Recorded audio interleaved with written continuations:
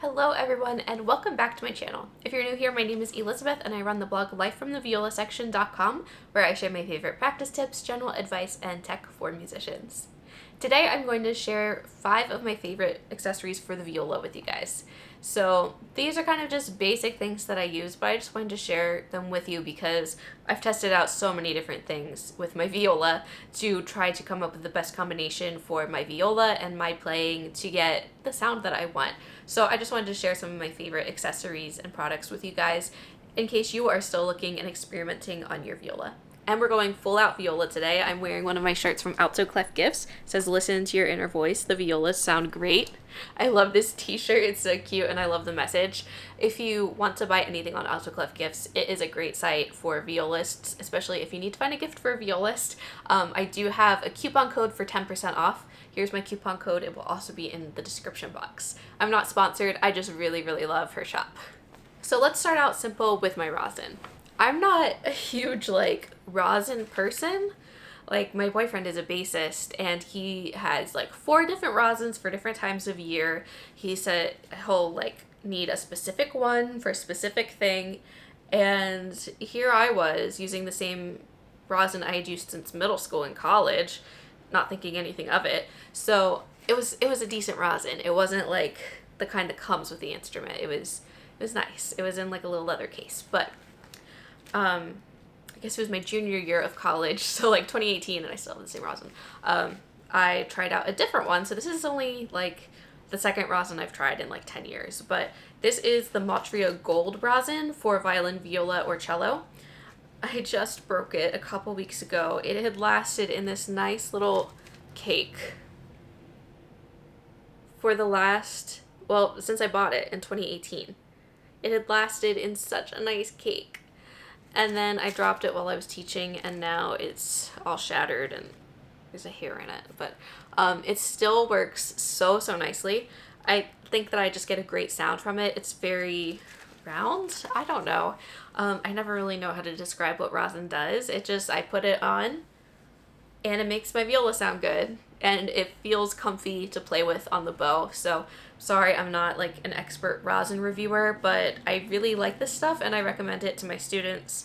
And if they have just the regular bad rosin that comes with the instrument, I'll have them put some of this on and their sound is so much better. So I highly recommend this one. I don't really know why, except it makes my viola sound good. So sorry, I'm not an expert in this.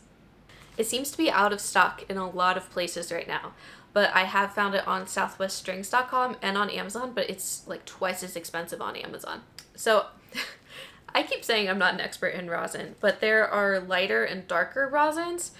This one looks lighter, but people compare it to kind of a darker rosin. So I guess it's kind of on the sticky side, but I touch it and my fingers just get dusty and then a little sticky. So if that helps any of you, you're welcome. But yeah, this is my favorite rosin. Next up, let's talk about my shoulder rest. My shoulder rest has been modified a little bit, but it's been working really well for me the last couple of years. So this is an Everest shoulder rest. I bought it when I was in high school.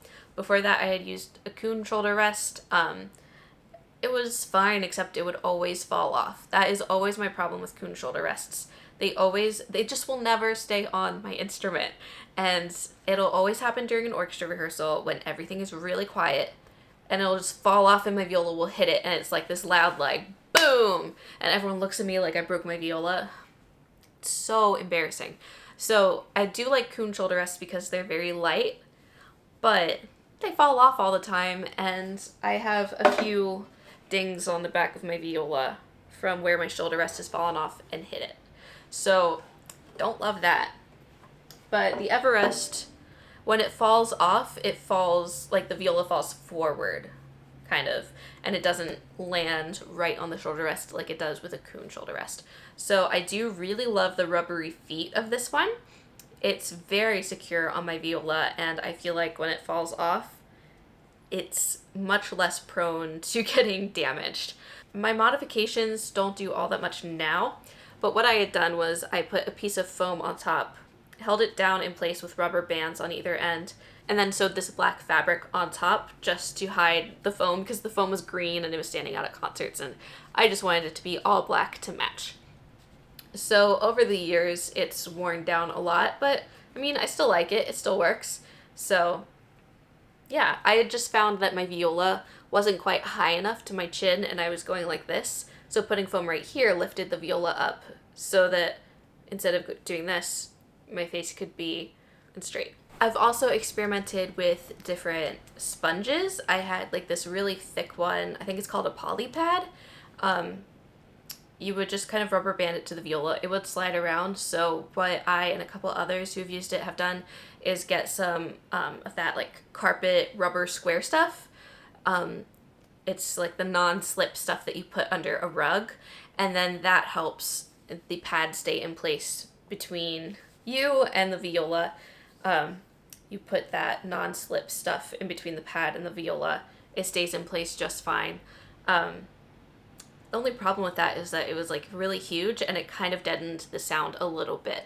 So it worked pretty well for a little while, but then like I gained or lost some weight and it didn't work quite as well. And then I went back to this. I've been happy with this for the last, I think, 3 or 4 years now. So this has been really, really good for me.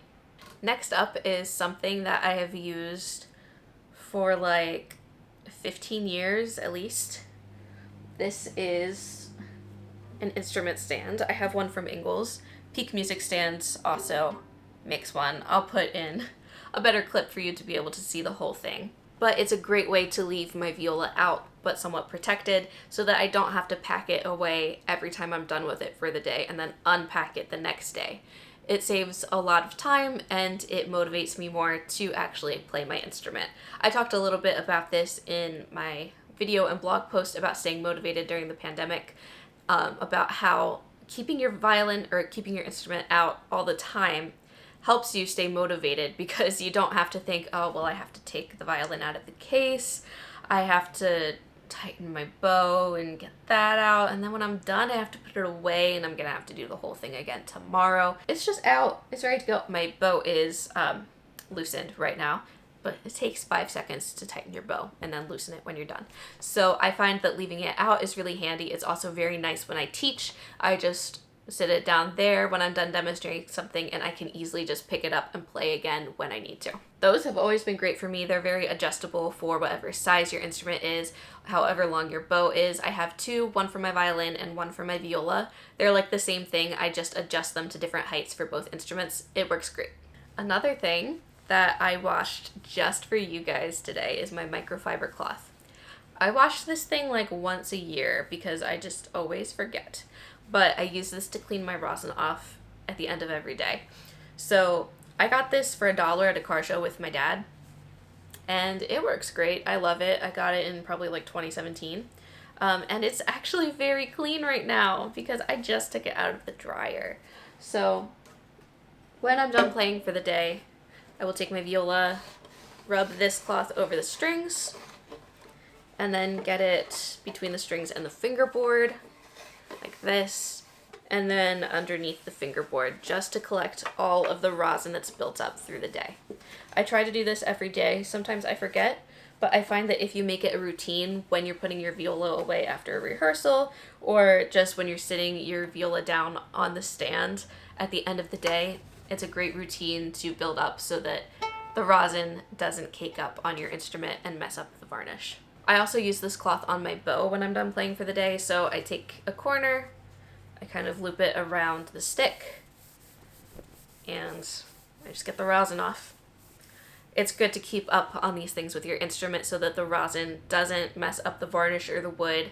It's just going to keep your instrument in good playing condition. And finally, the last accessory that I use all the time with my viola are some earplugs. So I have a complicated relationship with this exact brand of earplugs.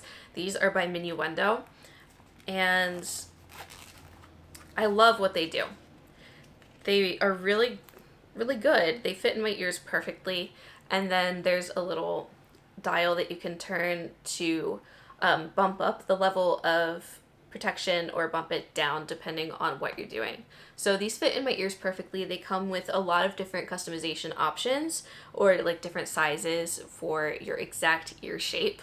So I really like them, and when you turn the dials, I really can hear a difference in sound deadening. It's very nice. So the viola is a loud instrument, as are most instruments, and I have found that sometimes my ears hurt after I practice, and I realized like a year or two, probably like 2 years ago, that protecting my hearing is really important. And that's something that I don't want to take for granted. As a musician, I need my hearing. So I was performing a really, really loud orchestral piece at the end of 2019, and the brass hurt my ears so badly. And I was on the outside of the orchestra. I was sitting, I think, third chair, and the violas were sitting on the outside of the orchestra. But despite that, despite the brass being in their usual place towards the back, it would hurt my hearing so bad, and I could tell a difference between my right ear and my left ear every time we played this specific movement where the brass was really loud. So I ordered a set of kind of cheap earplugs on Amazon. I actually recommended them in my 2020 holiday gift guide. If you want to see what those are like, you can check the link above to watch that. But that helped. And then I thought, well, these probably aren't doing much because it doesn't say much like scientific stuff on the Amazon listing. And I saw another musician using these Minuendo earplugs. So I went and bought them. They're like $150 or something.